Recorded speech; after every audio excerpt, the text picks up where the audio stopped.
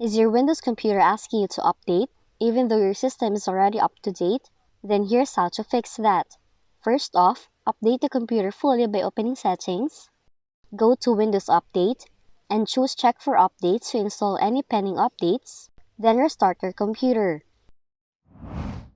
Next to that, run the Windows Update Troubleshooter. Do it by opening Settings, go to Troubleshoot, select Other Troubleshooters, and run the Windows Update Troubleshooter. Lastly, if Windows Update still bothers you, disable Windows Update by opening Services, search for Windows Update, double-click on it, select Stop, then disable it from the Startup type. Once that's done, click Apply and select OK to save the changes and restart your computer.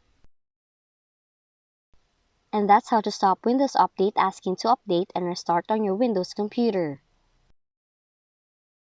If you found this video helpful, kindly like and subscribe. You may also click and turn on the notification bell so you can be notified from whenever we release new videos.